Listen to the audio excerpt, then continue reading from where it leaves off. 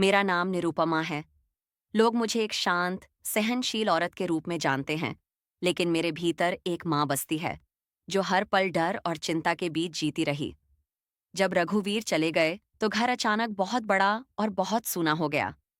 उनकी मौजूदगी से भले ही ज्यादा सुख न मिला हो, लेकिन उनकी गैर मौजूदगी ने मुझे असहाय बना दिया। अब घर में सिर्फ मैं, नैना और रोहित थे। मैंने खुद को मजबूत दिखाने की कोशिश की, लेकिन हर रात डर के साए में कटती थी। छत गिरने की घटना के बाद जैसे किस्मत ने हमें एक ही कमरे में धकेल दिया था। मैं जानती थी, यह सही नहीं है, लेकिन गरीबी और मजबूरी के आगे सही गलत की आवाज दब जाती है। नैना अब पहले जैसी नहीं रही थी। वह हर बात पर चौंक जाती, जरा सी आवाज से घबरा जाती। कई बार आधी रात को उठकर चुपचाप बाहर बैठ जाती। मैं पूछती तो कहती, अम्मा, नींद नहीं आती। एक माँ के लिए इससे बड़ा डर कुछ नहीं होता, जब उसकी बेटी चुप हो जाए। मैं कई रातें जाग कर बिताने लगी। रसोई में लेटी लेटी मैं दीवार से सटकर बच्चों के कमरे की ओर कान लगाए रहती। कोई आवाज नहीं होती, लेकिन डर की आवाज भीतर ही भीतर गूंजती रहती। उस दिन जब नैना बेहोश हुई, तो मुझे लगा जैसे मेरी जान निकल गई हो। उसे गोद में उठाकर मैं रो पड़ी। डॉक्टर ने जब कमजोरी और तनाव की बात कही, तो मैंने सिर हिला दिया।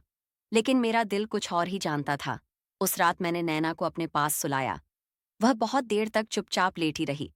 फिर अचानक मेरी साड़ी को कसकर पकड़ लिया, जैसे डूबते हुए इंसान को सहारा मिल गया हो। मैंने कुछ नहीं पूछा, कुछ सवाल जवाब नहीं मांगते, बस समझ चाहते हैं। अगले दिन मैंने रिश्तेदारों से बात की और नैना को कुछ दिनों के लिए अपनी मौसी के यहाँ भेज दिया। जब वह जा रही थी, तो उसने पहली बार राहत की सांस ली। उस पल मेरा फैसला पक्का हो गया। लोगों ने सवाल किए, लड़की को क्यों भेज दिया? इतना डर क्यों रही हो? मैंने सबके सामने मुस्कुरा दिया, लेकिन भीतर से टूटती रही। रोहित को मैंने साफ शब्दों में समझाया कि अब घर के नियम बदलेंगे। पढ़ाई, जिम्मेदारी और दूरी, सब कुछ। उसने कुछ नहीं कहा, बस सिर झुका लिया। समाज मुझे डराता रहा। अकेली औरत ज्यादा बोलती है तो बदनाम हो जाती है। बच्चों की बात बाहर गई तो इज्जत मिट्टी में मिल जाएगी। लेकिन मैंने तय कर लिया था, इज्जत से ज्यादा जरूरी मेरी बेटी की जिंदगी है। समय के साथ मैंने काम करना शुरू किया।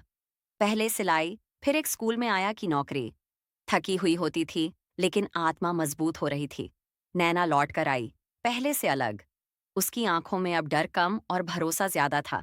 मैंने उसे पढ़ाया, हर दिन कहा, तू कमजोर नहीं है, तू अकेली नहीं है, तेरी चुप्पी भी मैं सुन सकती हूँ।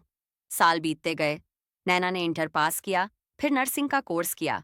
पहली नौकरी मिलने के दिन उसने मेरे पैर छू लिए। मैं रो पड़ी। उस दिन मुझे लगा, मेरे सारे डर, सारी रातों की बेचैनी, सब सफल हो गई। आज भी मैं अकेली हूँ, लेकिन अब यह अकेलापन डर नहीं देता। मैं जानती हूँ, मैंने सही वक्त पर सही फैसला लिया। और हर माँ से बस यही कहना चाहती हूँ, अगर दिल कुछ गलत कहे तो चुप मत रहो, क्योंकि चुप्पी कभी कभी सबसे बड़ा